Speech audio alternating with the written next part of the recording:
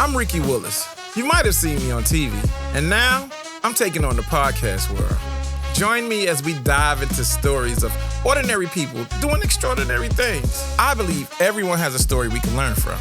Let's talk about yours. This is the Clever Conversations podcast. What's going on, baby? It's your man Clever with Clever Conversations, and today we have a special guest. I have Mr. Duane Banks here from the Savannah Stage Company's play Ragtime.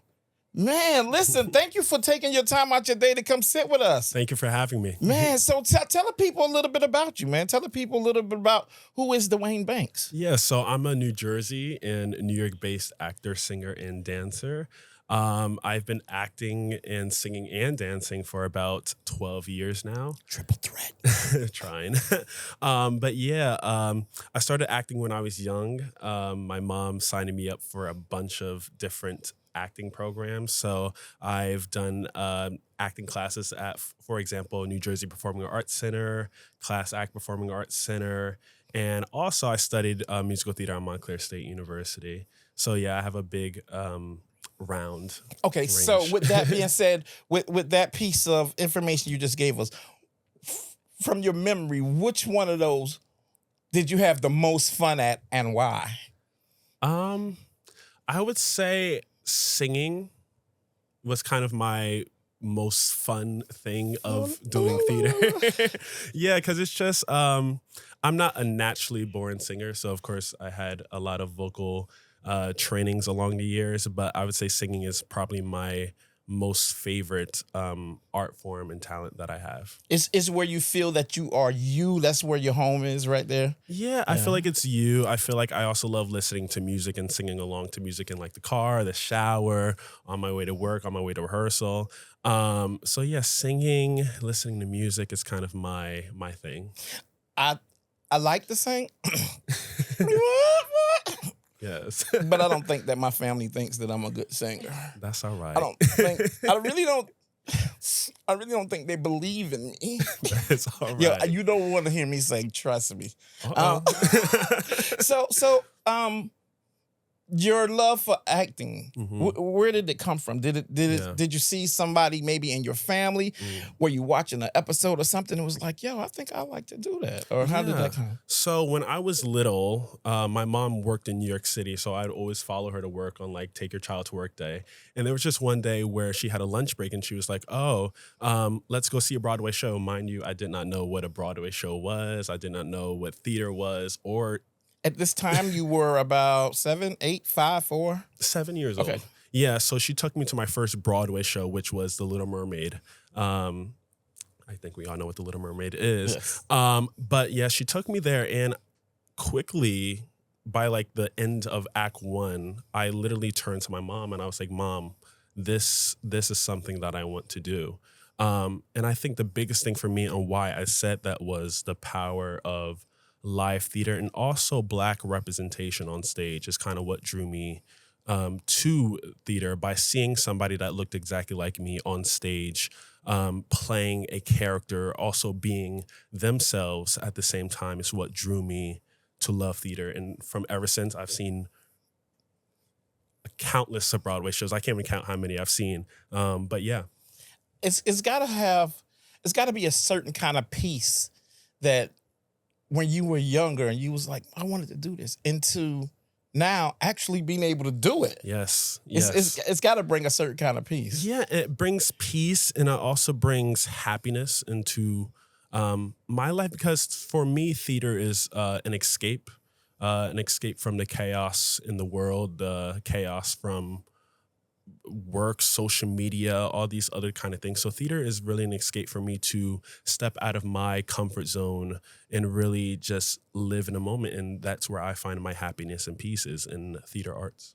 I always felt like actors and people that did plays, I always felt like they were so cool. And the reason why, for me, I felt like that is because at the snap of a finger, you become or can become somebody else or something else. Right. Or, for example, like Idris Elba, when I first heard him speak in his native tongue, I didn't know he was from England. I thought he was from like LA or something. So to see and to know that people could do that, to me, that's just real cool. Yes. So were you single child? You have brothers and sisters, or how many? So I have an older sister, but the thing is, in my family, I have a very big, wide range of family, but I'm the only person in my family who has any affiliation with theater whatsoever. Okay. They don't respect the craft yet? I wouldn't say respect. I would say it's just not an interest for them. Yeah. Well, I never really was interested in doing it, but I've seen it done, and I'm like, man, these cats are amazing. To know that, again, somebody can tell you this is the part that I need you to play. Yes. And you become that part. Yes. You become that person. So to the naked eye, it's like, he is Spanish. What are you talking about? Did you hear him just like this? So that was cool. So let's talk a little bit about your current project. Tell people a little bit about what Ragtime means to you. Yeah, what Ragtime means to me. Well, the show tells a story of 3 different groups of people. We have the upper class white people. We also have the Harlem African American community, and then we also have the Jewish immigrants. And it basically tells the story of these 3 groups coming together, basically attempting to live and find and be the American dream. With the combination of what you just said, it sounds to me like that is what the recipe of maybe the Bronx or Queens is. So where is this time, the playtime, where is it set in? What year, if you will, and what city or what state or what area is it set in? New York City. Listen, I told you when you said these, it just sounds like a recipe of New York. Yes. What time frame? The 20th century. Okay. So the melting pot. But our show takes more of a modern take on the show. Okay. So we are kind of making it more present day. More relatable. Yeah, more relatable, because the story of Ragtime, a lot of the different themes that Ragtime brings up is a lot relevant to what's going on in today's world. Yeah. So if I was to ask you, what is the one thing from the show? And you can only give me one, and it's probably more, but I only want one. Okay. What is the one thing that speaks to you during the process of the show, whether it's a part that you play or a part that somebody else plays or a part that you see, or what is the one part and why is that part the thing to you? The specific part in the show? I would say the end of the show, the finale of the show, where those 3 groups come together. Just the power of knowing that we have more similar than what divides us. And I think that's a main thing that by the end of the show of what the audience is and what I realize in the show. That kind of gave me a little bit of chills. Let me tell you why, because with everything going on in the world today, that is a solid statement. We are more alike than we are different. We just are. Yes. You and I can look at the same tree, and we can see something different from the same exact tree, but both of us still looking at the tree. The same tree. Yes. So, when is the show taking place? When is the show? So the show takes place, we open November 14th, and then the show runs for 2 weekends until November 24th at the Tybee Post Theater on Tybee Island in Georgia. Okay. Yeah, I actually have one of my friends from New York City, or my cousin from New York City, and so I was telling her about the show, and she was like, "Rick, I'm gonna be down the weekend on the 22nd. I gotta go." I said, "I'll see if I can make some phone calls. I know some people." Oh, good. You don't want to miss it. and I definitely have to be there to see it, because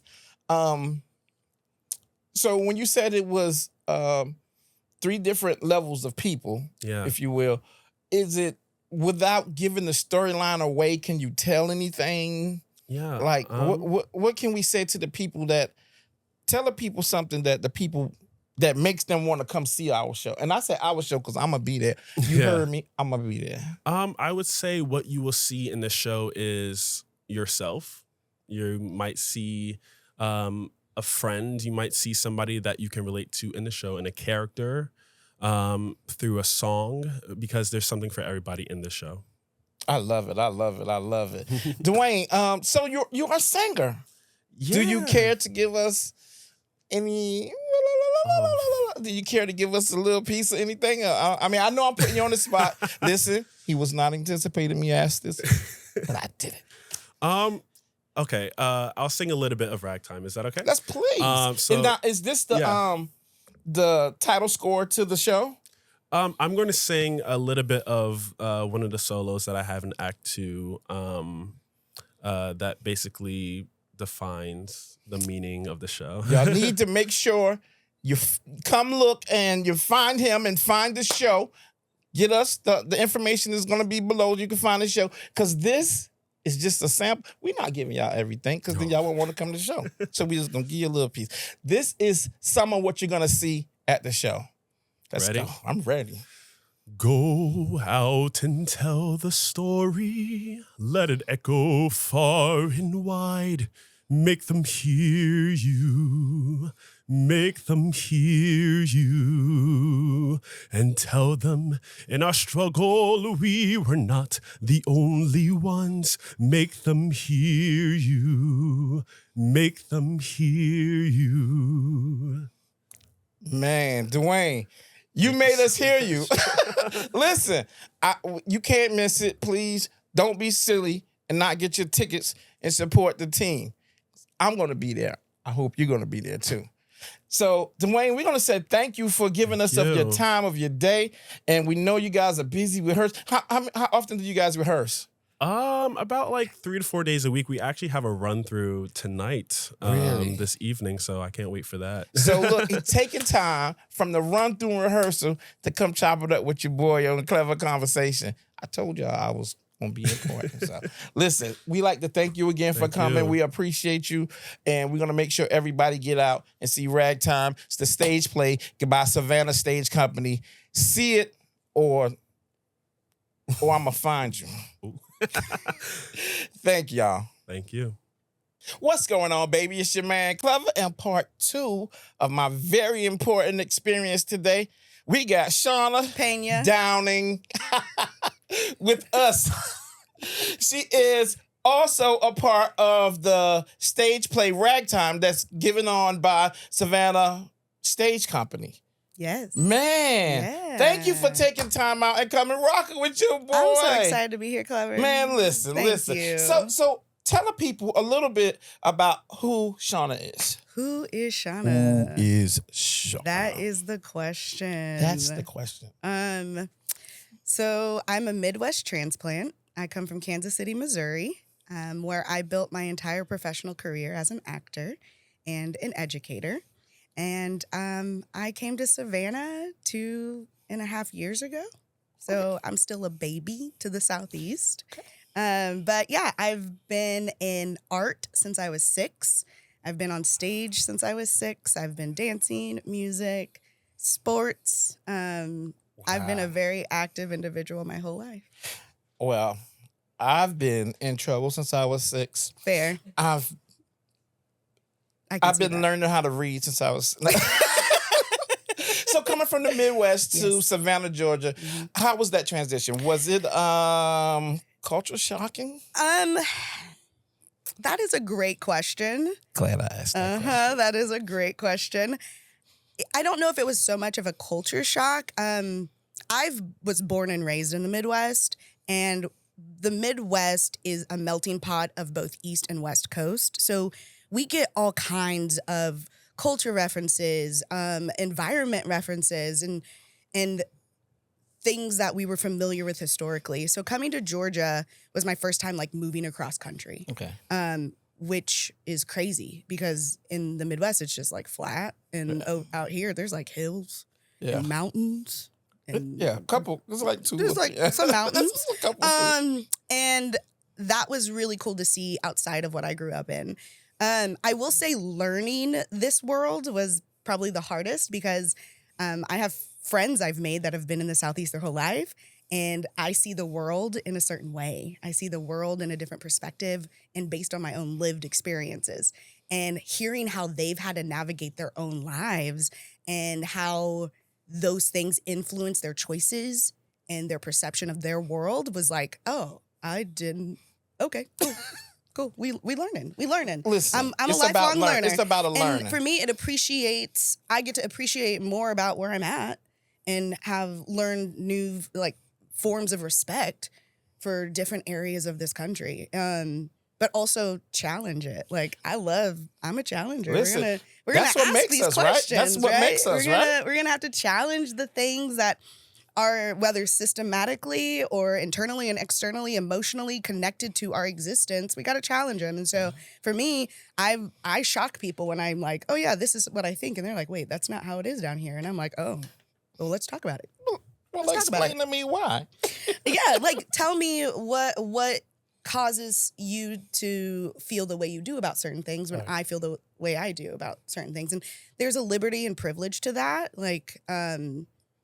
I will say Savannah was a very special place to choose. It's definitely not like some other places that I've been to lately, and that's what's unique about it. It's like a mindset, but it was a great choice for me at this point in my life to just get out of where I was and experience new people, new places, new things. I tried a couple times to tell people how I feel, and my wife was just like, no, you don't feel like that. I said, okay. She got your feelings for you. That's what she said. 36 years. She tells me how to thank you, Swan. So when did you discover your love for acting? What, if you could remember, what was it? Did you see Rudy Huxtable on TV? Was like, oh yo, man, that Rudy. Love I gotta her. go. I had to go with Rudy. You went back. I had to go took with me my Rudy. childhood right there. Zerberts. Yes. So this is a fun story. Okay, Let's give it. I came out of the womb ready for the world, according to my mom. Yeah, literally, my mom. She'll tell you, I came out with my eyes wide open, head held high, ready, head full of hair. Thank you. Ready for the world. The story she tells me that when she recognized I was an artist was when I was a toddler and my mom would get me dressed for the day. And at some point, I would find my way onto the back porch or the front porch with my clothes tucked on the chair, singing and dancing. And she would get phone calls from the neighbors saying, hey, your daughter's outside singing and dancing.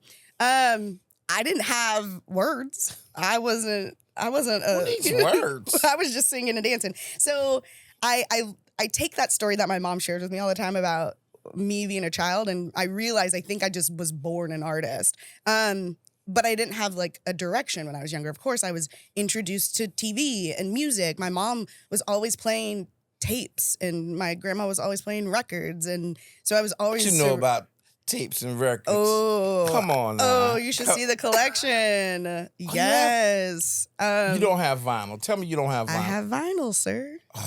Yes. Come on now. So what's your favorite thing to listen to on vinyl if you still listen to, because we can have it, but not necessarily. Yeah. Let's go with this.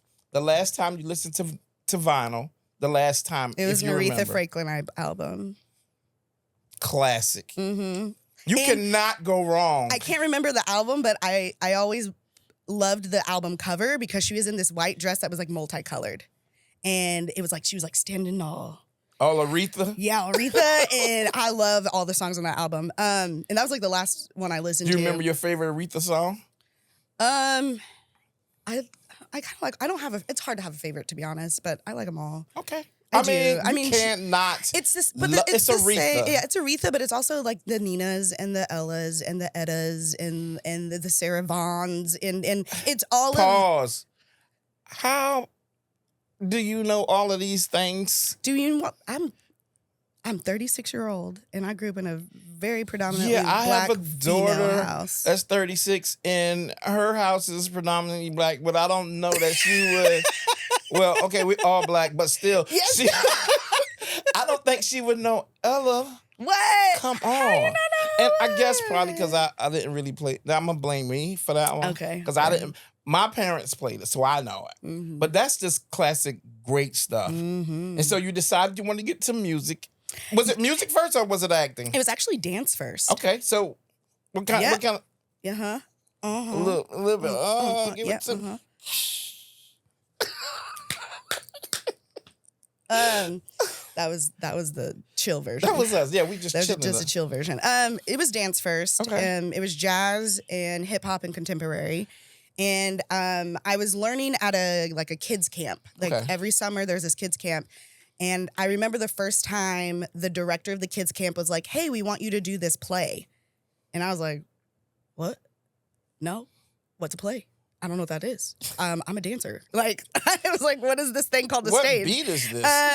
And that was when I was 7 years old. And then I literally turned and walked away from him because I had no clue what he was talking about. And I was really shy at the time because social, environments can do that to someone. And then the next year, my mom was like, "He's asking if you want to do the play again. Would you like to do the play again?" And I was like, "Sure." And it was James and the Giant Peach. And I played the glowworm. So if you know anything about that movie. My daughters might know anything about about the it. movie? Okay, cool. She knows that movie. James and the Giant Peach. I have Amazing no movie. idea. It's a clay animation movie. And there were these wild, eccentric animals brought to life, like a caterpillar, a grasshopper, a ladybug. And I played the glowworm. Okay. Which she has like a little light on her end. But she also was like a really old glowworm in the movie. So I got to play a really old Was that hilariously fun? Oh, it was so much fun. I had a blue cape. Like, I was 7 years old with a blue shiny cape. Like, My cape. How do you not love that? Was it like James Brown at some point? The people come and put the cape on you? It even had a hood, so I got to like hide and pull it off, right? That's and cool. that experience right there, if the cliche "it opened the doors to my future" is not a cliche, that would be the moment that the doors to my future opened and has solidified my track as an artist. And from there on, it was exploration after exploration after exploration. It was getting into music, getting into singing, getting into different types of characters, figuring out what I wanted to do with my life, and allowing art to always exist. Painting, clay, drawing, sculpting. Like, there was no way that I, as a young artist, was not doing some kind of art. What I've seen over my life, all of these years, what I've seen is that once a person is established as an artist, and when I say established, I don't mean you are solidified with companies, but once it's in their heart, they're always doing something. And a lot of times they do a bunch of different things. Yes. And that's just the artisticness just coming out of them. Like, I can't just be this simple. We have to, okay, we're going to design a shirt, but we got to make it fun. This that kind of stuff. And then when technology came in, as I got older, of course, we learned how to use graphic design for our art. We learned how to make these intricate pieces of art with technology. Then it became not just handwork, it became digital work as an artist, right? Like, the expansion of becoming an artist allows you to be completely curious at all times. And that, to me, is what makes art artists, no matter what level you are at, no matter when you get into artwork, that curiosity is what drives artists. It's like no holes. Like, I'm free to do whatever it is I want to. Whatever. So what? My elephant got one wing. Yeah. You don't see the vision. It got, you don't see the vision. You don't see the vision. You don't see it. That elephant looking fabulous with that one ear. This is from my right? red period. This is from the blue section, the blue period, where I was thinking, Go deep with it. Get deep with it. So you said music. Do you sing? Do you play instruments? So yes, and I will say also, as an artist, being curious, you dabble in things and you leave them and you dabble. So guitar, I was in band. I played the clarinet. I played the tenor saxophone. Alto. Yep. Alto here. Love those things. And then I went into guitar. Okay, and play the bass. Nice. I love acoustic electrics. I will always play an acoustic electric guitar. I even have one at home, right? I just don't We have have one here for you today. No, too. I'm just, no. I'm just I kidding. did not practice today. No, I'm just kidding. Don't put me on spot like that. Just kidding. It'll be Twinkle Twinkle Little Star in like a 6-year-old version.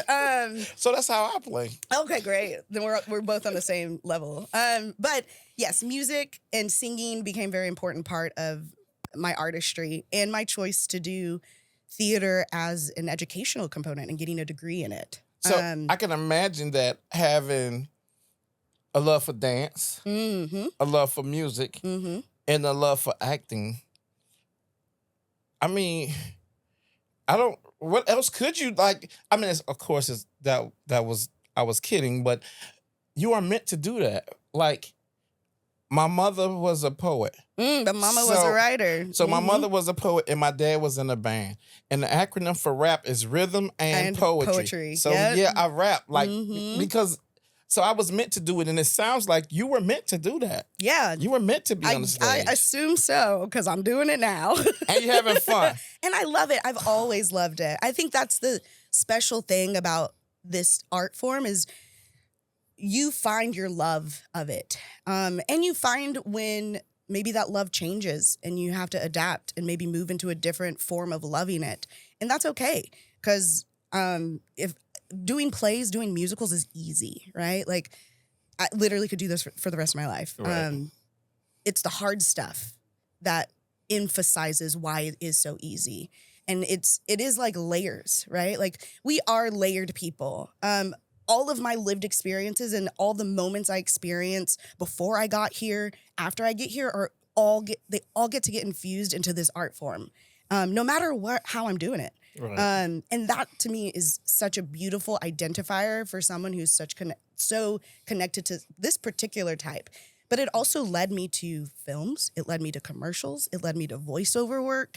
It led me to teaching this art form to others. Like this has led me, this love, this desire has led me into other avenues as a creative. And by the end of my life, I'm going to be as multi-hyphenated, multi-disciplined as I can be, right? One of the But that's how it should be, though, that's right? how it should like you be, should yeah. push yourself till you can't push yourself no more. I called myself a painter for like 2 years.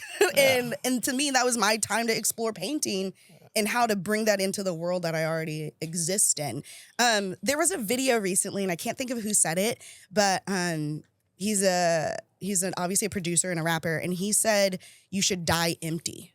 As a creative, you should die empty. And I'm so bummed that I can't think of his name. I see the video right now. It's on Instagram. And But that's strong because I get it. yeah, like why would you want to Give everything. Give everything. It doesn't matter if someone's going to see it or not or appreciate it. Why would you keep that creative life living inside of you? Just get it out, right? And for me, that has been a huge transition in my own personal artistry. Like, yeah, why am I holding on to these ideas? Let's talk about them. Let's get them out in some way and let them just live and have their moment, even if no one sees it. It's okay that my painting is still sitting in my hallway, not hung on the wall. Yeah. I did it. It's finished. Somebody It's at some out, point is going to right? see it. Someone, I mean, people walk by my hallway. If they're at my house, they're going to see it. It's My laying wife in my saw hallway. my painting and then she put it in the trash. But Oh, no. I years of counseling got me over it. I'm good. I learned. No, I'm just kidding. But so you got into teaching. So the love that you had for your life journey, you was able to start teaching other people. And how was the feeling from seeing maybe somebody who came in green like me, just say for the sake of coming in green, and then after a while just seeing them blossom into whatever flower they are? What is that feeling? Well, there's so many adjectives I could use. Okay. But it's rewarding.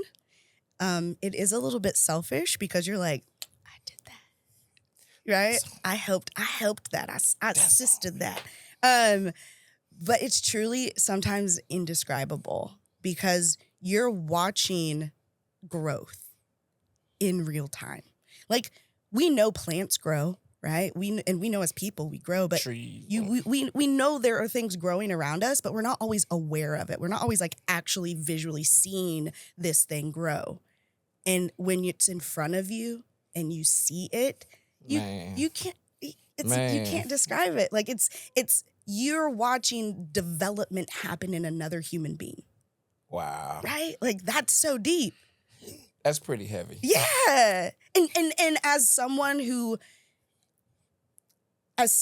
appreciates being a lifelong learner, I can't hold what I know in. I can't. As you shouldn't. I have to share it, and my best way of sharing it is watching someone Teaching it to somebody else. watching what I teach someone, and when watching them teach someone. Right? That is the type of learners of curiosity and artists and just people we have to be able to appreciate where we are, what we learn, and what we do with it. I think what you said about you learning it and giving it to somebody. It's a gospel group, and I've said this before. There's a gospel group named Commission. Fred Hammond came from this. Oh, Fred Hammond. Yeah, he's from Commission. He played bass for I know Commission. Fred Hammond. Fred Hammond, Commission had a song that said, "Love isn't love until you give it away." Mm. So let's just let that process. Mm-hmm. It ain't love until you give it to somebody. Mm-hmm. Your gift wasn't a gift until you Let it gave go. it. Yeah. If I say I got this for you and I just sit it there, it's never a gift. Once I give it to you, that's when it becomes. So to be able to see that, I can imagine that's Yeah. top shelf. Yeah, it is. So, only child, brothers and sisters. I'm the oldest, Okay, so I'm the firstborn. yeah, I come from that's a lot of weight. Oh. Because I am. firstborns. I appreciate us so much. We rock though. We rock. In case y'all don't know, we rock. So I am a firstborn. My father's Dominican and my mom's Black. And in the world of Dominicans, your firstborn is a very important child.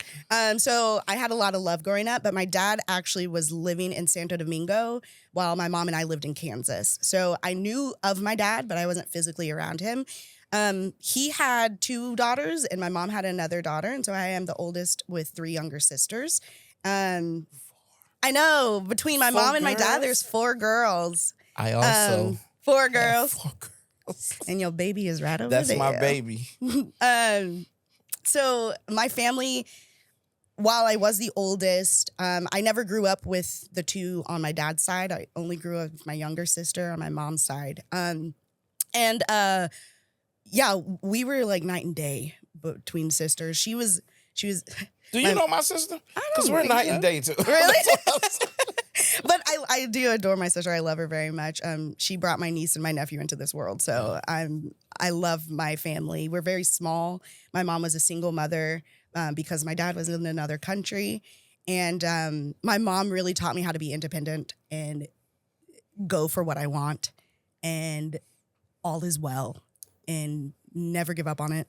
And we'll make it work. Let's make Right? it happen. Like my mom's always like, make it. I even called my mom today. I was talking to her and she's like, oh, well, we can get this done. And I was like, all right, mom, thanks. Like she's that type of person because she had to do that for herself. And she was a middle child. So she was definitely the caregiver of the whole family. So I got a lot of amazing traits as the firstborn from my mom. I will say all my artistry comes from my dad though. Okay. He was a photographer.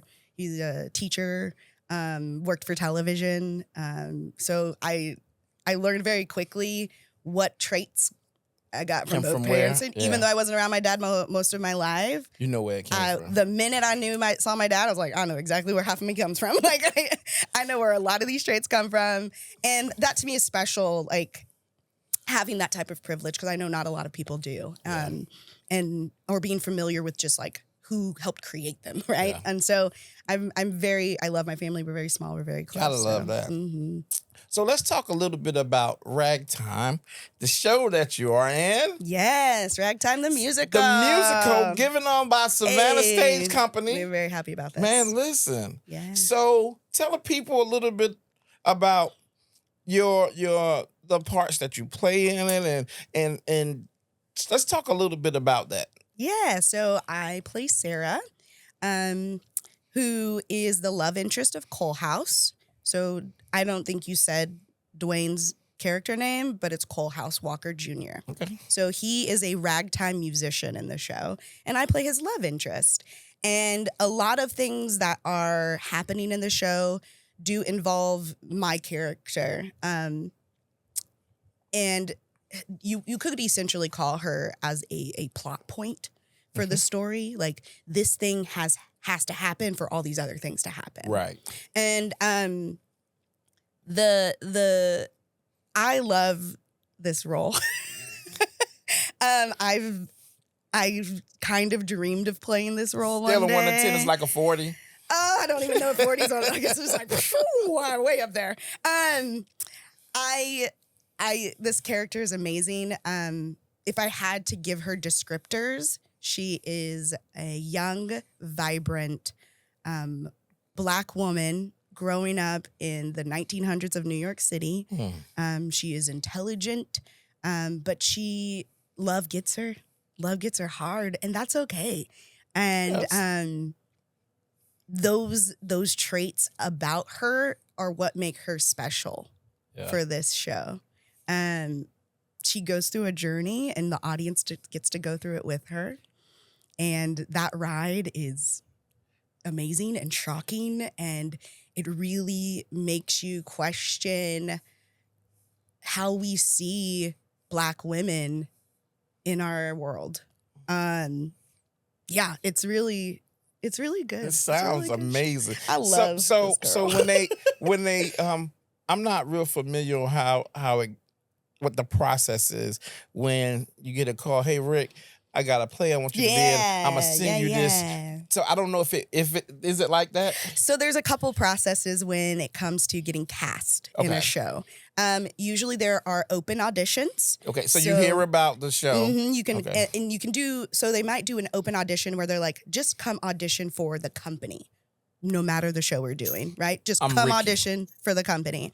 And then they'll have callbacks for specific shows. Okay. So there were open auditions for Ragtime. There were callbacks for Ragtime. I fortunately have been able to be a member of this company since I moved to Savannah. And they asked me if I was interested in playing Sarah. Don't give me those expectations. That's a lot. That's a lot of responsibility. Put the weight on you. That's what a lot of Mom responsibility. said, we can handle it. We can handle it. All is well. It'll work out. But I was very, very fortunate that they asked for me to play this role, and I immediately said yes. Of course, I said yes. So when you read it, were you smiling? Were you like, this is kind of I was like, hell yeah. Like, let's get it. No. I was actually very honored, and I was very proud that we were doing this piece.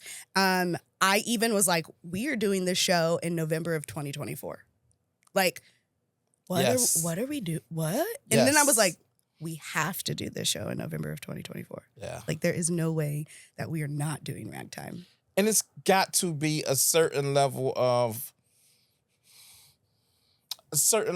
feel good, if you will, that they would say, we got the perfect part for you.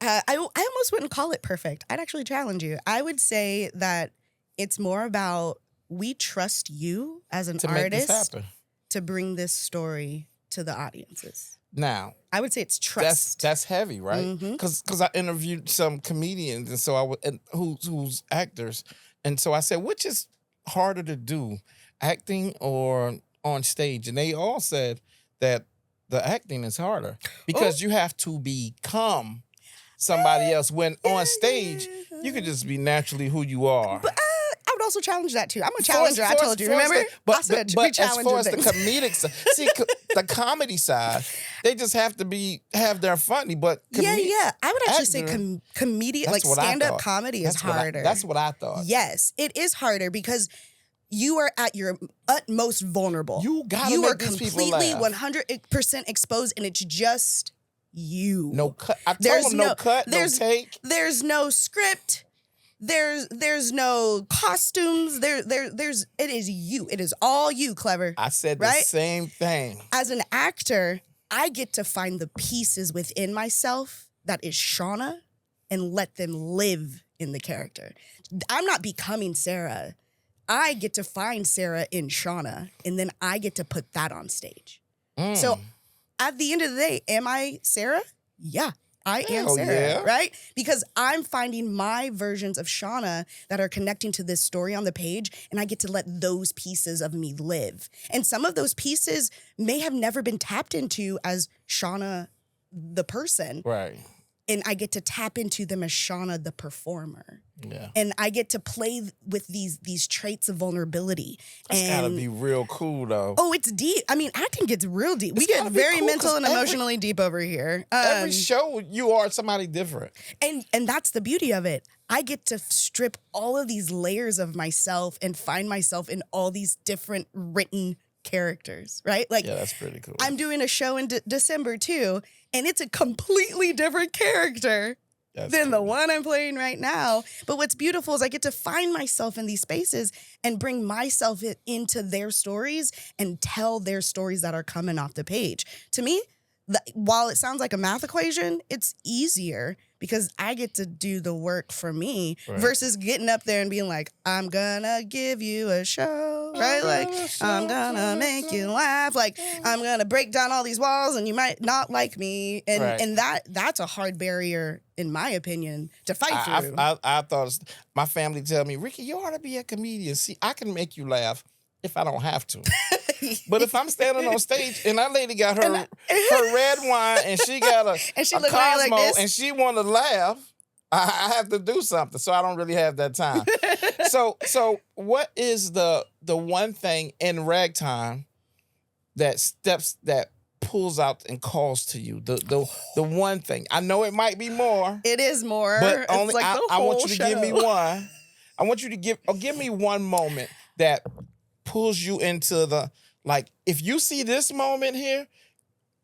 I'm going to challenge you again. No challenges. The challenge office is closed. Okay, so can it be like. It could be one. All the moments that make up one thing? It could be one. Come on. Nope, it could be one. Just some flexibility. We're all out of extras. No. Man, give me one. Oh, because it's not. I'm not saying that it's the only.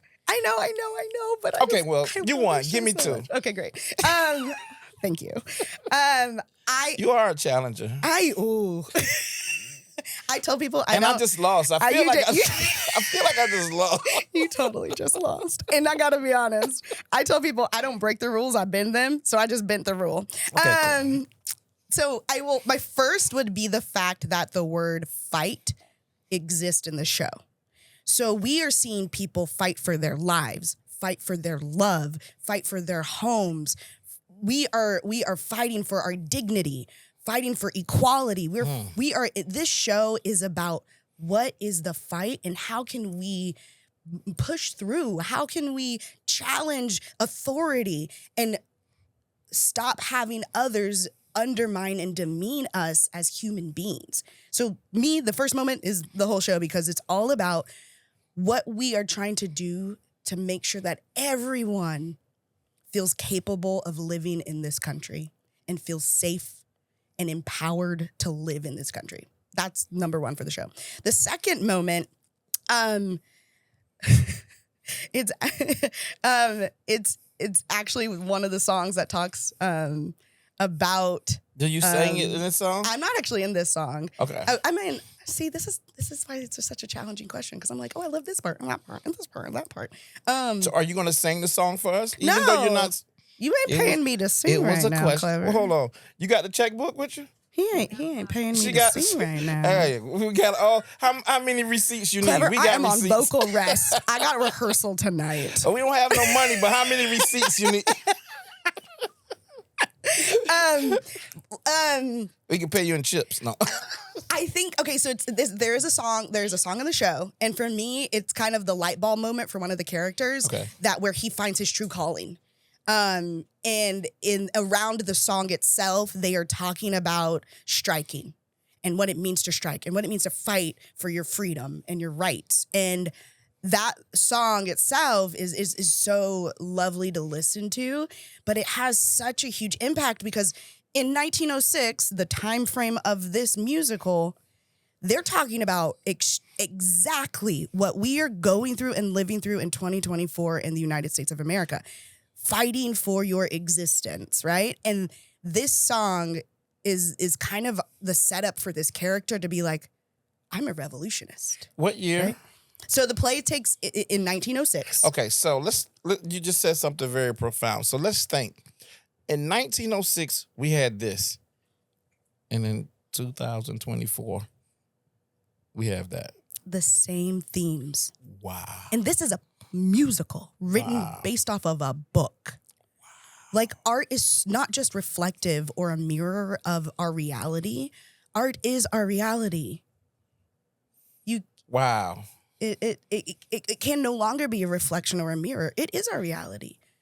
Because we're rehearsing this show. There are themes that are prevalent today that are happening within hours of us rehearsing, right? Like, wow. You can't deny that art isn't reality.